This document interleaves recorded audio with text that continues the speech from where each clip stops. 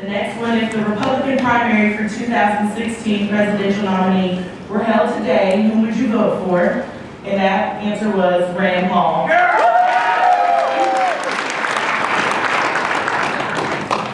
And the most popular answer for the question, what political party do you affiliate with, if any? Libertarian. The next one was, what term would you use to describe your philosophical views? Libertarian with an anarchist in second. And then which issue is the most important to you? Civil liberties. Yeah. And then the final question was, which thinker had the greatest influence on your political views? And the answer to that was Ron Paul. At this time, I'd like to welcome back once again our President, Alexander McCobin.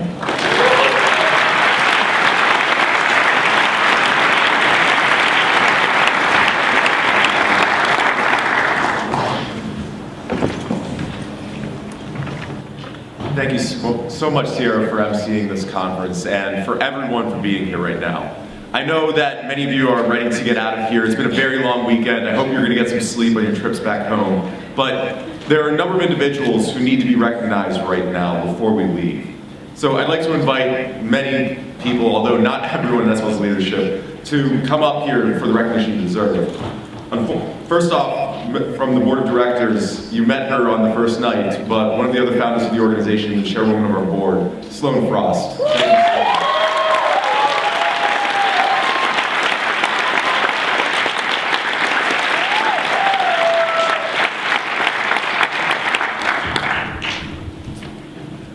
Now, you've seen a lot of these individuals running around the conference, putting it all together, and we could not have this organization if it wasn't for the incredible dedication of our full-time staff. So I'd like to invite them all to come up on stage to join us right now. Jennifer Jones, our program associate.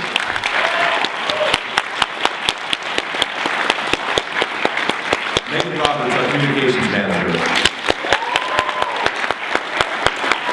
Quinn Townsend, our campus coordinator manager. Irene Schneider, our international programs associate.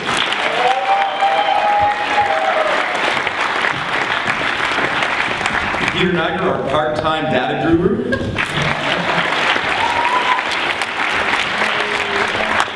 A new addition to our staff just this week, Joe Kuhn, our director of development.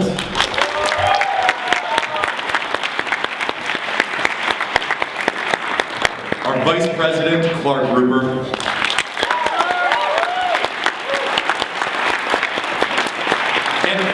The woman who put all of this together, thank you so much for this weekend, our events manager, Kelly Jemison.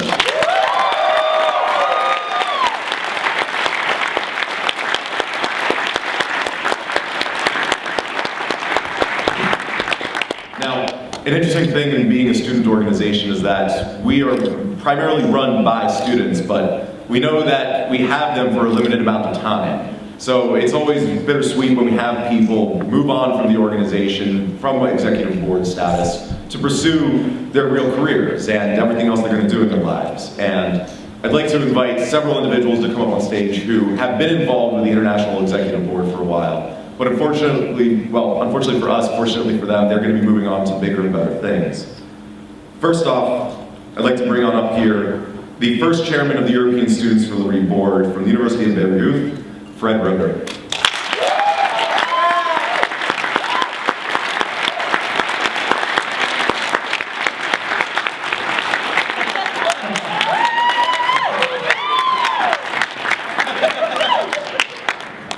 Following in his footsteps, we had a second German chairman of the European Students for Liberty Board. I'd like to invite, now at King's College London, Wolf van Laer.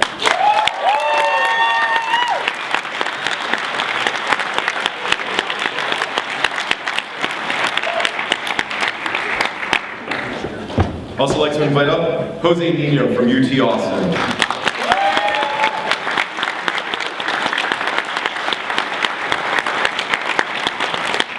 Luke Grip from Marquette University.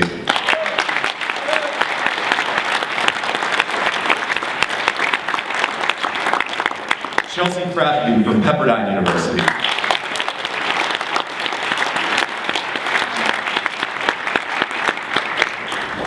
Andrew Paluzza from UT San Antonio.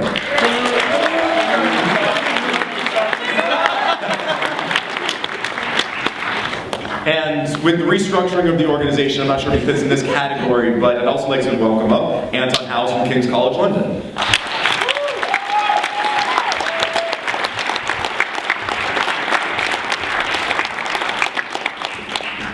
And she couldn't be here today, unfortunately, but Morgan Wong from Cornell University.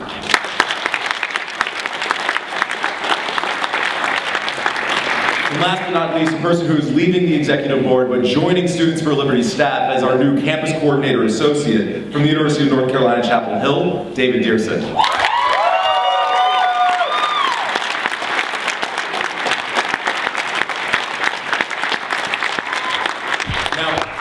As you may have realized from the opening ceremonies, Students for Liberty is not a US-only organization. We are becoming very international nowadays, with incredible work being done all over the world. Yes, congratulations to the Ecuadorian team. There are several individuals on our National Executive Board who are going to continue building the student movement in their regions around the world. So first off, I'd like to welcome up Olumayowa Okadiran from the University of Agriculture, Abeokuta, Nigeria.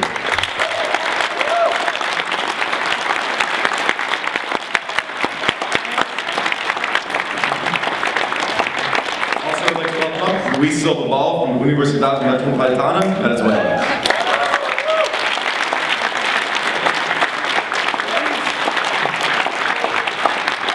Now, as a part of the internationalization process, we are restructuring Students for Liberty's leadership so that we will have a truly international executive board with representatives from our various regional executive boards for North America, Europe, Brazil, and the Spanish-speaking countries in the Americas, and hopefully soon more regions that are going to be forming. So, to facilitate this process, we are creating the very first US or North American only executive board for Students for Liberty that will be dedicated to supporting your activities here in the United States and Canada, as well as working with other students around the world to maintain a common Students for Liberty culture and cause, no matter what continent individuals are on. So, it's my pleasure to welcome the first US Executive Board for 2013-2014, beginning with several individuals who are coming back from the International Executive Board to the US Executive Board. First up, Matt Needham from Michigan State University.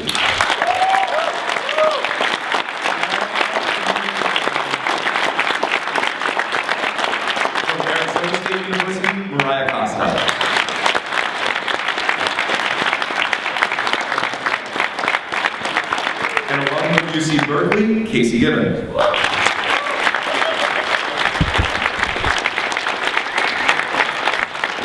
Also from Arizona State University, Carlos Alfaro.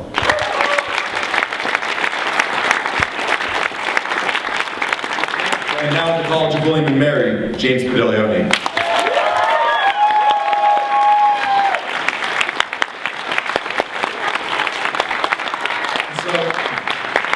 While it's always sad to have people leave, such incredible individuals, some of whom are moving on this head, one of the other great things about being a student-run organization is that we get to welcome new, talented young leaders into our organization, into new positions, to build this organization to even higher levels. So, to welcome new members of the the North American Executive Board, I'd like to begin by welcoming Kelly Barber from the University of Florida, who's not here officially, but will be a great member of the board. From the University of Pennsylvania, Tony Coetzee.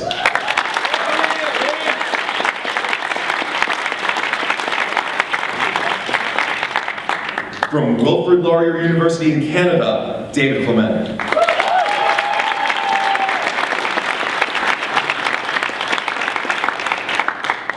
From Texas A&M, Ashton Jackson.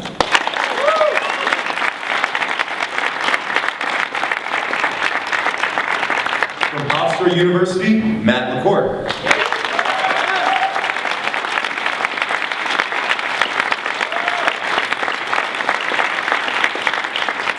From Pepperdine University, Andrew Lovato.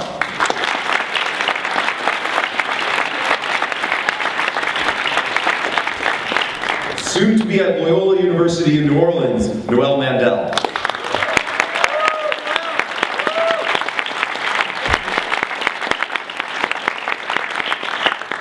from the University of Pennsylvania, Zach Slavak.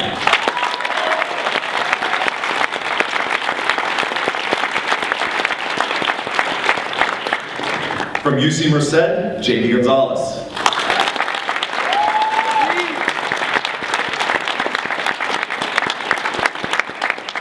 From the University of Illinois, Dan Humbricht.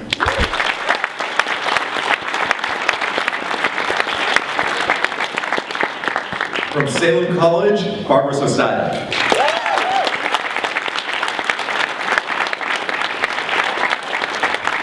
From Vanderbilt University, Kenny Tan.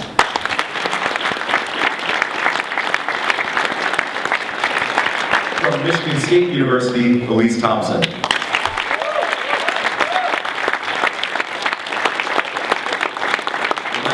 Not least, from the College of New Jersey, Gregory Burke.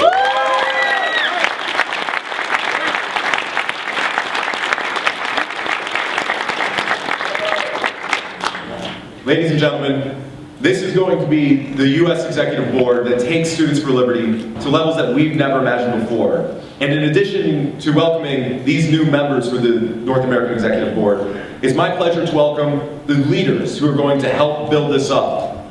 First up, the first Vice Chairman of the North American Executive Board, James Padiglione.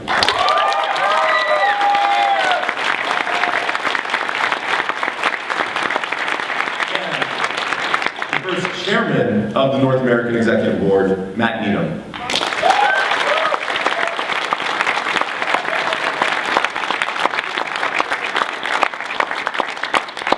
Now, we've typically stopped here and recognized individuals, but as Students for Liberty gets older, we have more alumni than we've ever had before, and we realize the importance of people remaining involved in the student movement for liberty. As students, we can't do this on our own. We rely upon alumni to support our activities.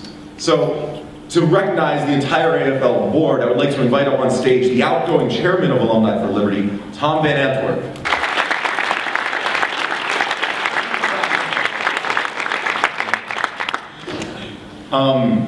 I am incredibly sorry for this. There's an individual I forgot who is unfortunately leaving us. I guess I didn't want him to leave. But he's been with us for 3 years now. He first got involved by attending this conference when it was at American University through Snowpocalypse back in the day. But he's been an absolute leader on this board ever since. So please welcome up from UC San Diego, Anger Shala.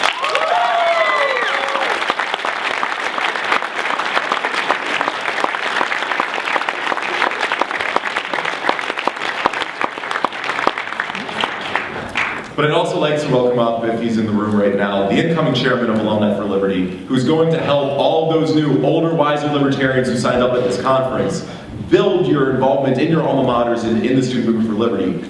From the Tax Foundation, Joe Henchman.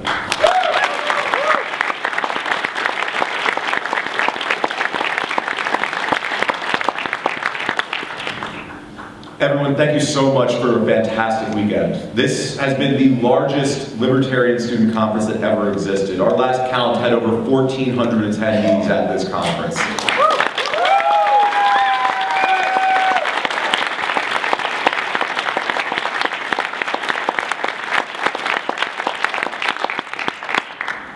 But just remember, this is only the beginning.